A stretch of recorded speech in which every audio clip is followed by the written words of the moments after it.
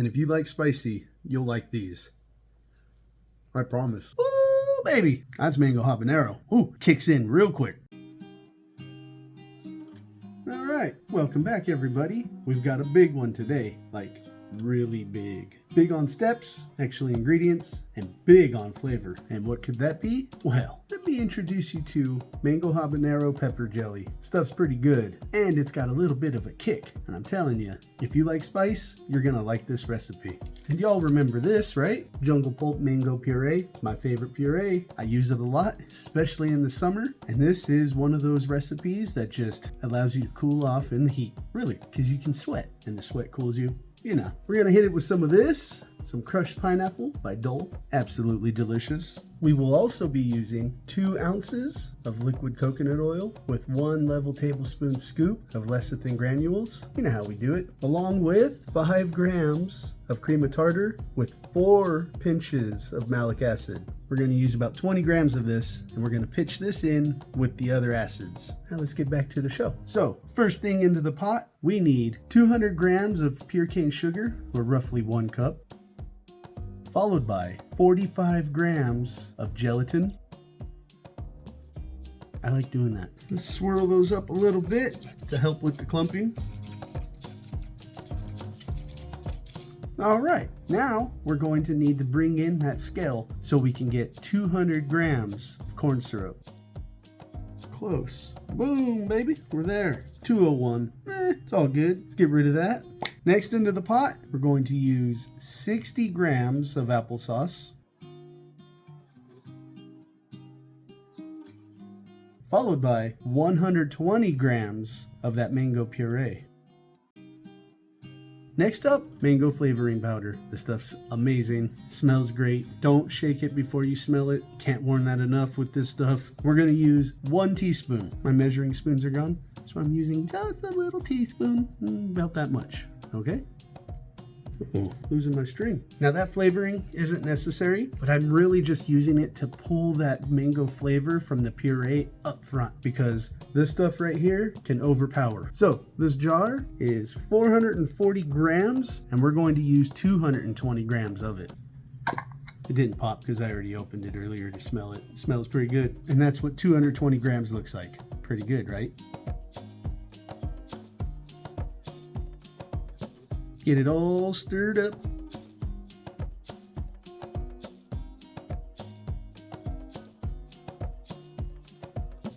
Now for this, you want 330 grams of the pineapple. However, we're not going to add it just yet. We're going to put it in once we start boiling this batch right here, okay? So keep that in mind. And there we have it. We're going to let this sit for that 7 to 10 minutes to allow all that gelatin to bloom, and then we'll put it on the heat. Stay tuned, more to come.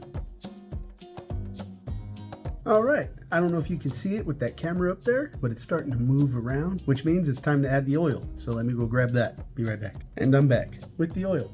So let's go ahead and drop that in. Actually, I don't want to make a mess. Geronimo! Ooh. It's time to whisk. All right, so we're gonna stir this for the next 3 to 5 minutes until all that oil is fully incorporated within the batch. Once we get that boil started, then we'll throw in the pineapple and we'll let that, cook down, simmer down for about, 5 minutes. Then we'll add the acids and then we'll pour. I like to start off slow with the stir just so I don't splash it on my shirts. But if you want to start out fast, have at it. You can also use an immersion blender for this. You'll be whipping in a lot of air, so your temperature will drop down a little bit, but that's okay. Just cook it for a few more minutes.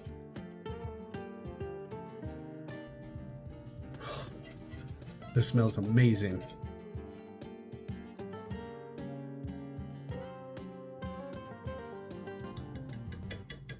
Okay, we're at that point where we can add the pineapple.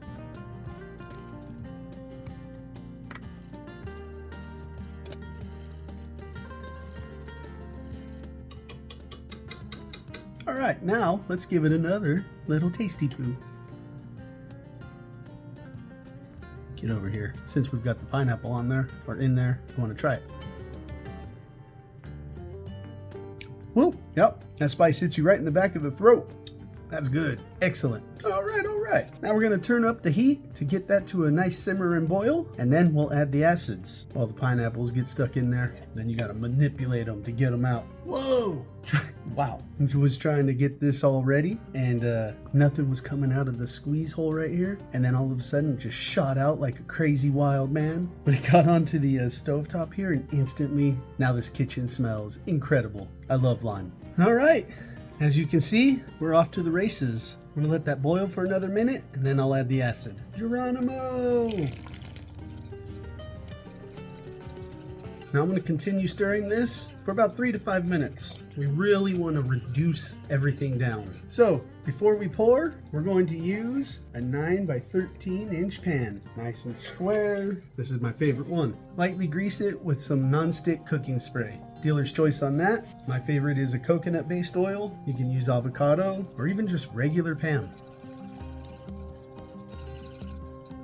All right, I'm going to continue stirring this, and then I'm going to set up the pour station as soon as it's ready. I'll be back.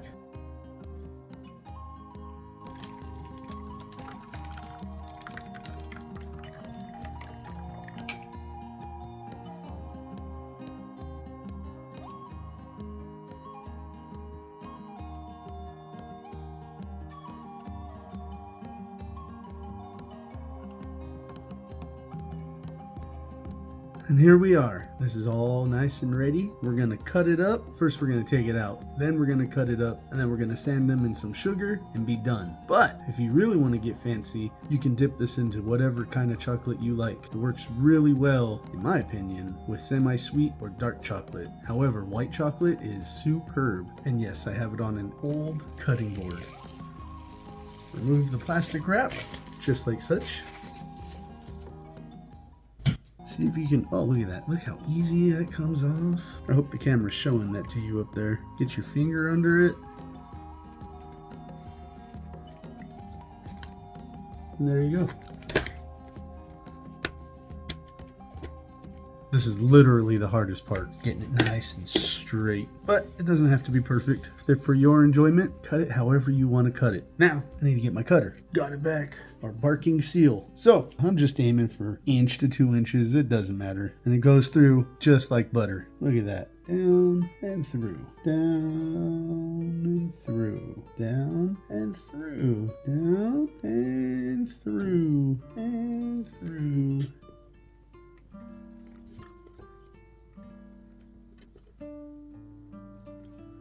And we'll have some big ones over here on the end, or some extra small ones, but you know, do whatever you like. Definitely didn't get that lined up straight. That's okay. I ain't tripping. I also have a guitar string cutter. If you don't know what that is, research it, Google it. But I didn't want to have to clean all the wires for this single batch. And there you go. Easy peasy with this little bad boy right here. Get yourself one. See all those? Looks like hairs. It's actually the pineapple.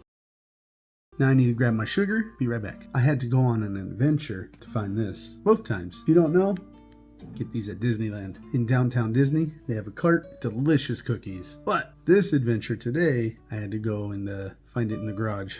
Out in storage. You're just going to sand them in sugar. And they'll look like this. Delicious. Oh man. You get that mango puree coming through, as well as the pineapple, and then you've got that heat from the habanero. Perfect, beautiful flavor. And if you like spicy, you'll like these. I promise. All right, let's get everything in there. I like to keep it moving as I'm dropping stuff in so nothing sticks. Put the lid on. Shake, shake, shake, shake, shake, shake, shake it. Shake, shake, shake, senora. Go.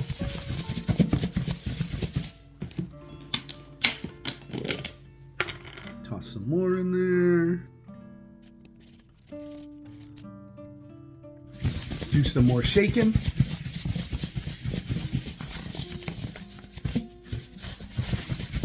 Grab yourself a cooling rack.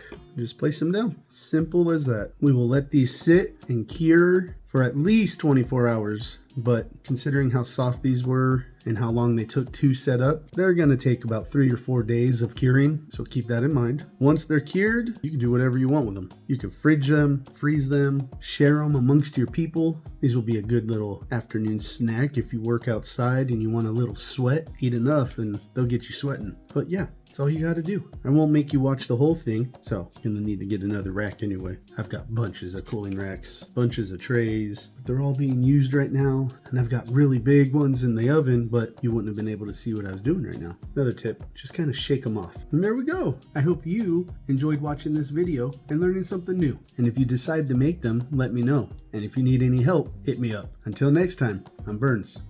Bye.